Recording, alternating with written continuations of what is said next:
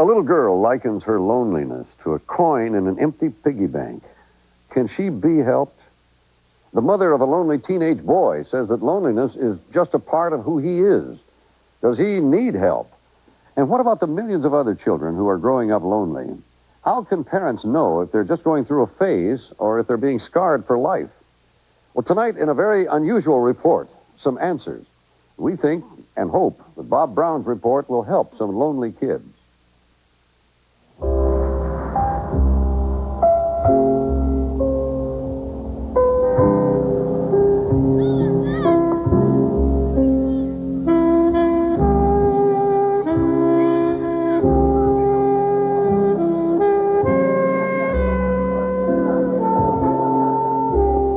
Loneliness is a word with hundreds of different meanings that can be tied to almost every condition, every stage of life. But the images provide instant definition. Being old and alone. Facing the loss of a loved one. Feeling lonely in a crowd. It's not something that researchers studied much in the past because it's usually the outgrowth of some other condition.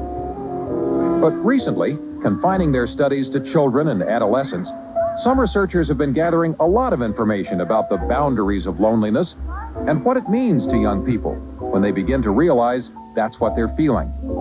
And they've discovered that you don't have to feel great sadness or pain to experience loneliness. Just growing up can be enough. How many of you have been lonely?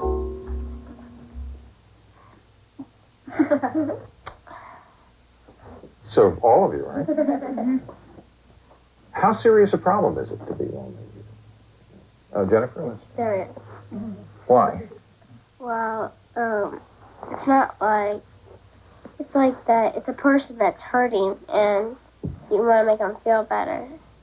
Has anybody felt really hurt by being lonely? My friend had a party, and he was going to have a party, but he was only allowed to have 15 people, and I would be the 16th people. There were two girls who they would say, we don't want to play with you, we don't want to play with you, we don't want to play with you.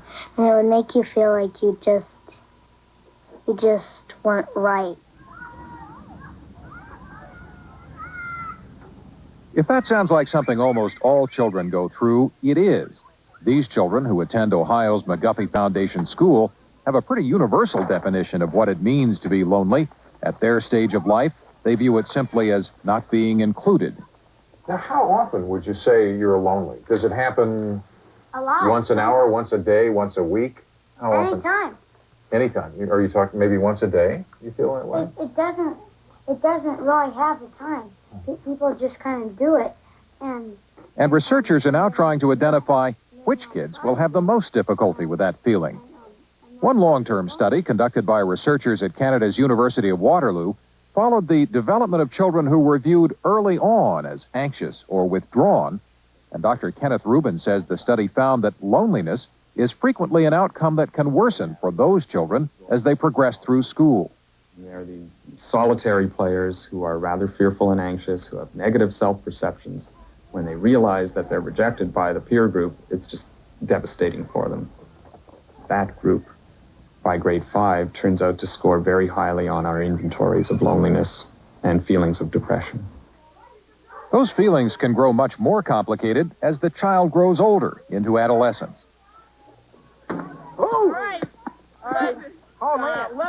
Experts were surprised to find that adolescents report more feelings of loneliness than any other population group, including the elderly.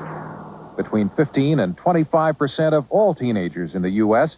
say they experience severe loneliness. One reason is that they're becoming less dependent on their parents and even more dependent on forming close relationships with their friends. When they have trouble forming those important new friendships, they feel stranded.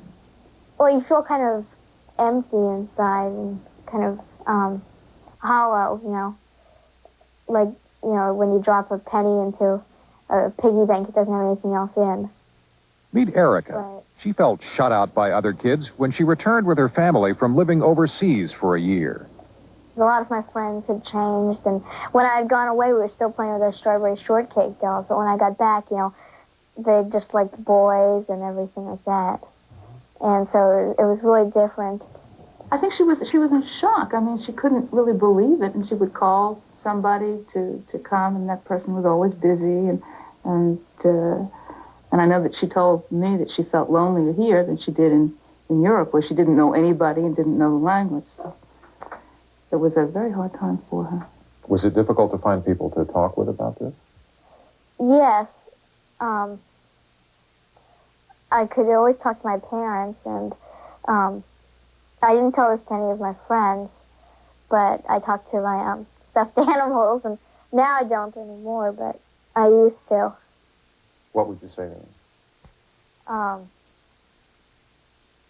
Well, I used to pretend like they were alive, and they were my friends and everything, and I would talk to them like I would talk to friends.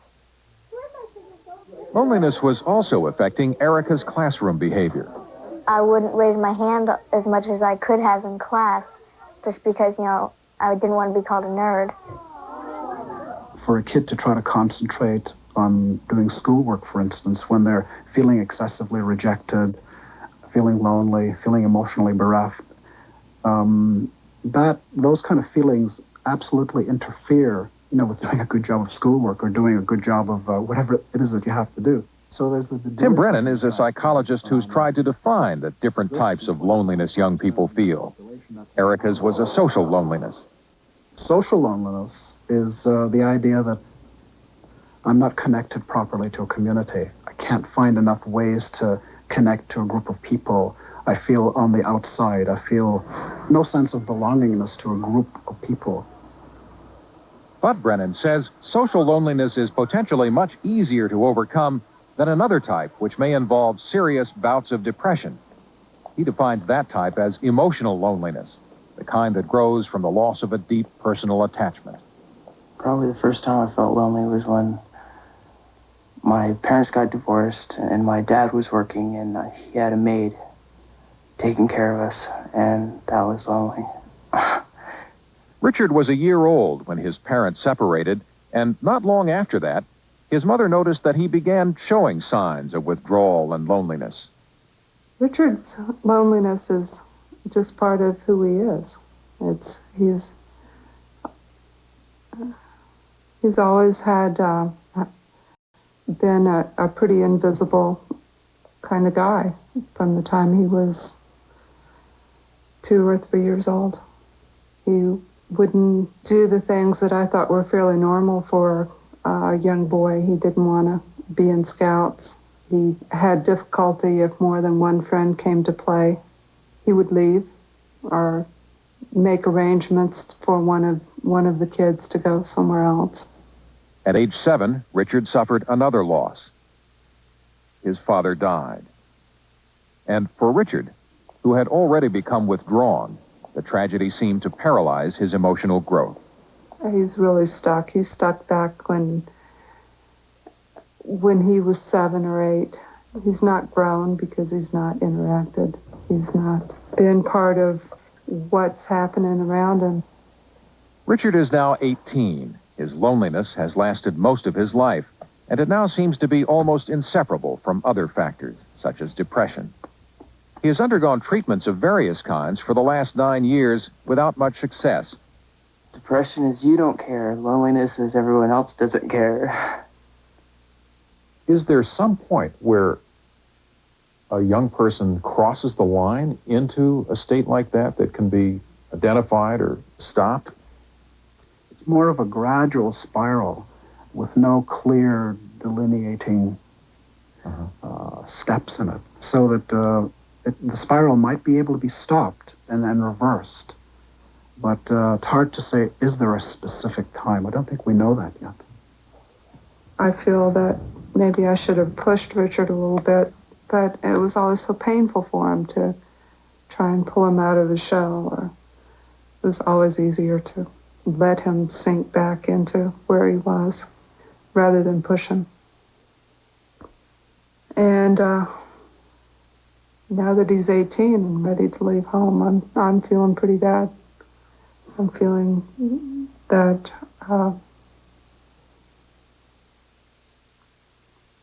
I wish there had been something more I could have done.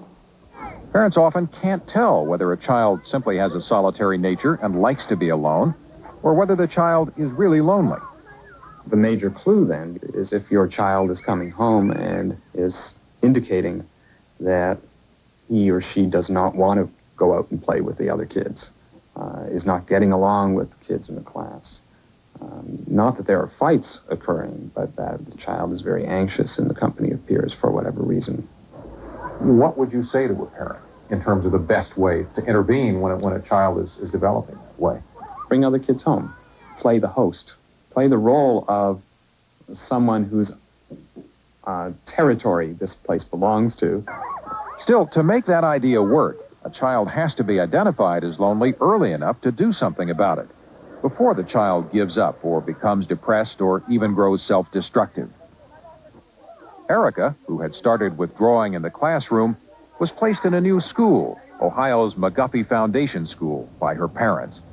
She's now in the 8th grade, and she says she's made a group of new friends. And even though she's still a little different, she takes a college course in Italian, she no longer feels like an outsider. One of the reasons is the school her parents chose. Part of its philosophy is that children have to learn how to interact with people in all age groups, just as they learn to read and write. To that end, the grades in the school are often intermixed, with big kids required 3 times a week to read to kindergartners. Right under Mr. Love's nose. Students also participate in workshops aimed at teaching them how to develop social skills. You really want to get in this game, don't you? Serve again. How to face being lonely. You guys don't even know she's here, do you? You don't even know she's around. Hey, who's that person? They go through play acting sessions to recreate feelings they've all experienced. There are things that you can do to not be lonely. One is having the lonely child who has a response pattern of waiting and hovering, just kind of waiting and sighing and waiting some more. To take a step out and say, could I play in your game? Have you ever been in this position? Yeah. You want to, yeah. You want to play with somebody, and the other kids say, oh, don't play with her. He's such a nerd. Nobody pretends there's a prescription to make children less lonely as they grow up. What experts do say is that sometimes a distant memory of a lesson learned in childhood, knowing what kinds of actions work, something as simple as taking the initiative by inviting friends over, those things teach that there are alternatives to feeling isolated and alone. Because sooner or later, no matter what the game is, they'll all have to figure out how to play in it. Now, Bob, if you think there's some kind of a problem with your child, I think it doesn't mean you should necessarily force that child to be more gregarious or something. No, you should definitely use common sense, because people can be happy being alone. That is, if they have a project, some kind of creative work to do, if they like to read, if they like to write or draw, even do math. But people are never happy when they're lonely, and that's when they feel rejected or left out or isolated from a group. And so that's what parents should really pay attention to. And the main thing to watch for, I suppose, is if the child is distressed, that'd be a key to a problem, wouldn't it? Absolutely. Or if they just go off and sit in front of a television set for hours and hours and don't have anything that they like to do, don't have a project of their own, that's a pretty good sign. Too much passivity. Thank you, Bob.